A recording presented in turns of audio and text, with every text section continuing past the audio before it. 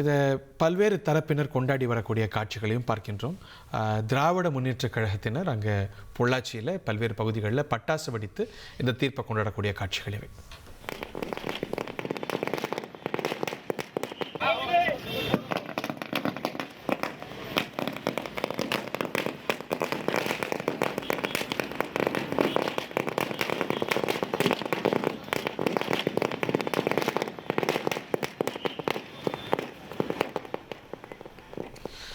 நேர்களுக்கு நினைவுக்கு இருக்கும், இது 2019ஆம் ஆண்டு இது பொதுவெளிக்கு வரும்பொழுது அது ஒரு பிப்ரவரி மார்ச் என்ற நினைவு. அந்த சமயத்தில் ஒரு நாடாளுமன்ற தேர்தல் நெருக்கத்திலையும் தமிழ்நாடு இருந்ததுனால இது ஒரு அரசியல் விவகாரமாகவும் கூட அரசியல் கட்சிகள் பலவற்றால் இது பேசப்பட்டு அந்த நாடாளுமன்ற தேர்தலையும் கூட ஒரு பேச பொருளாக அமைந்ததை நம்ம பார்த்தோம்.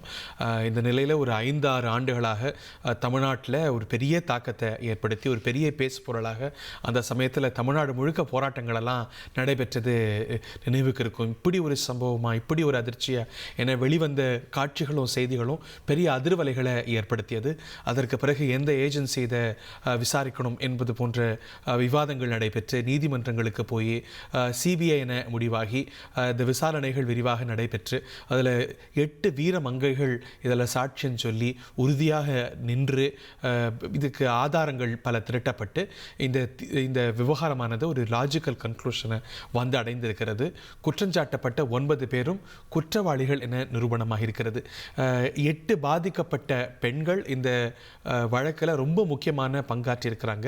ஆனால் ஒரு பொதுவான புரிதல் என்னவென்றால் இதில் பாதிக்கப்பட்ட பெண்கள் இன்னும் நிறைய நூற்றுக்கணக்கில் இருக்கலாம், 50 பேர் இருக்கலாம், 60 பேர் இருக்கலாம்னு பல அக்கௌண்ட்ஸ் சொல்லப்படுகிறது.